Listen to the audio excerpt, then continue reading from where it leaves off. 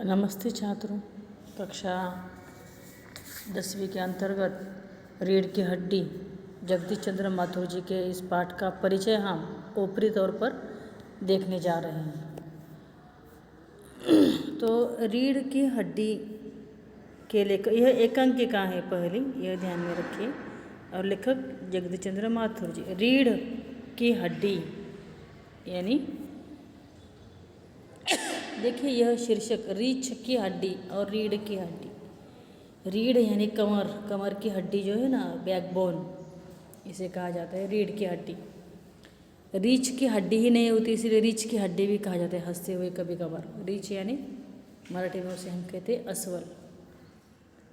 अभी परिचय में सबसे पहले जगदीश चंद्र माथुर जी का जन्म हम देखेंगे उत्तर प्रदेश के बुलंदशहर में 1917 में हुआ है और मृत्यु हुई है 1978 में। जगदीश चंद्र माथुर जी एक वरिष्ठ साहित्यकार और सांस्कृतिक पुरुष थे। आपने आकाशवाणी में काम करते हुए हिंदी को लोकप्रिय बनाने में महत्वपूर्ण योगदान दिया। आप प्रसिद्ध नाटककार के रूप में प्रतिष्ठित हैं। इनकी प्रमुख कृतियाँ हैं कोणार्क, पहला राजा, भोर का तारा, शारदिया आदि। गद्य संबंधी में क्या कहा है? तो गद्य संबंधी में कहा है, प्रस्तुत एकांकिका में जगदीश चंद्र माथुर ने स्त्री शिक्षा के महत्व को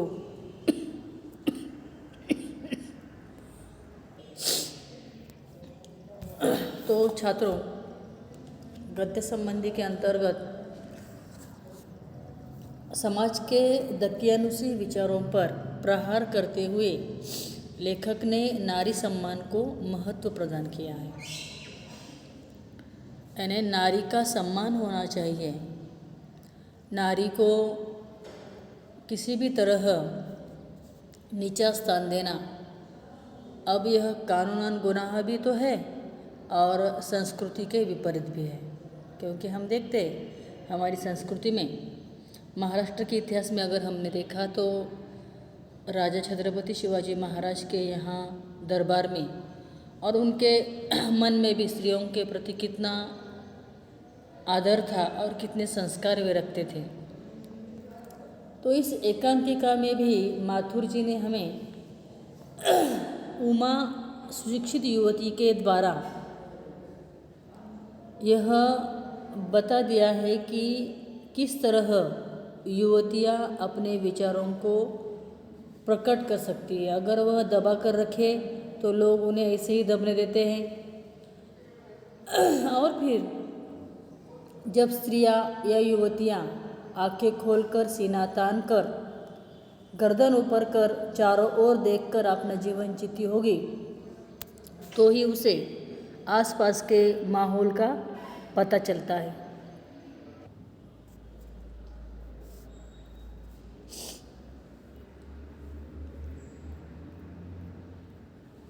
नमस्ते।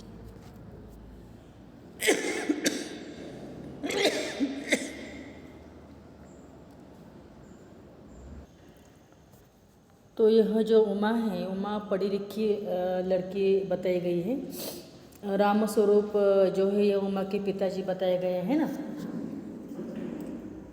और प्रेमा जो है, प्रेमा यह उमा की माताजी बताई गई है। यह सब हमने इसके पहले भी देखा है परिचय के अंतर्गत। परंतु महत्वपूर्ण बात यह हम यहाँ देखने जा रहे थे कि यह जो लाडली बिटिया हैं, यह लाडली बिटिया एक तो पहले पिताजी के कहने के अनुसार ब्याह करना चाहती, उसकी इच्छा तो है नहीं, है ना। उसके बाद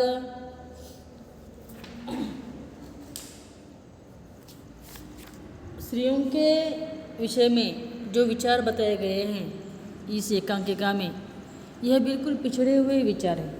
एक तो बाबूजी इस लड़की के, अपनी लड़की के मन के विरुद्ध ब्याह करना चाहते हैं, और दूसरी बात यह है कि यह लड़के लोगों की ओर इतना ध्यानपूर्वक इनकी सेवा करते हैं ताकि इसने ना नहीं करनी चाहिए।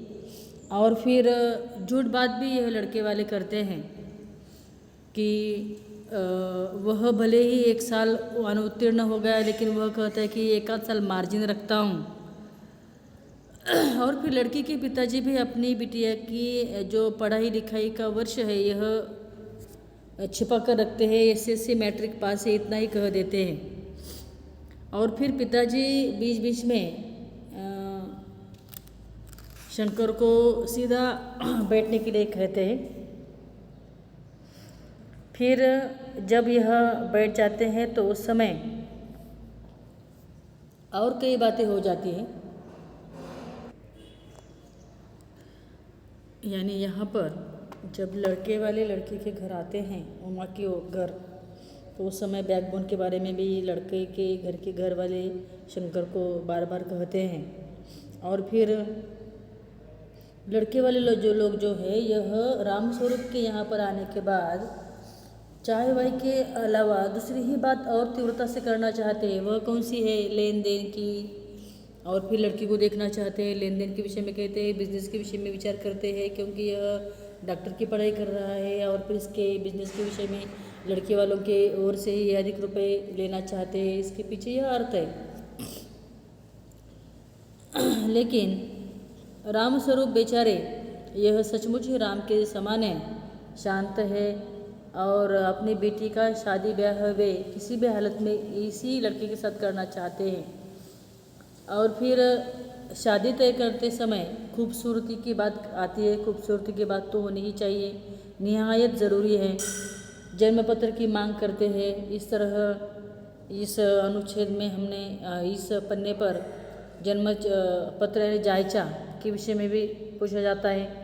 चाय की तश्तरी वगैरह आ जाती है, समोसे आ जाते हैं, खा लेते हैं, सारी बातें हो जाती है। लेकिन गोपाल प्रसाद और शंकर दोनों भी एक साथ चश्मा कहते हैं। वह इसलिए कहते हैं क्योंकि लड़की के आँखों के ऊपर चश्मा दिखाई पड़ता है, यानी इसीलिए वह बेचारे रामस्वरूप जरा सक पकाते हैं। और वे कहते जी वह तो पिछले महीने में ही आंखें दुखने लग गई थी ना, सो कुछ दिनों के लिए चश्मा लगाना पड़ रहा है।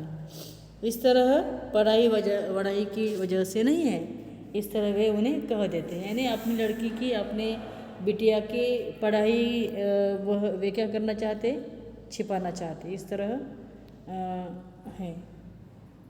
और फिर रामस्वरूप के नहीं साहब वह तो मैंने अर्ज किया ना, यानी वे कहते कि मेरी बिटिया इतनी पढ़ी लिखी तो है नहीं। और फिर रामस्वरूप वहाँ बैठ जाओ। उमा उस तख्त पर अपने बाजे के साथ बैठ जाती है, यानी अपने साहित्य को लेकर बैठती है। उसे गीत गायन का शौक है, यह वे बताना चाहते हैं। सितार वगैरह की पूछताछ होती है, उमा बैठ जाती है, पेंटिंग की बातें पूछी जाती है, सारी बातें भली बातें हो जाती है।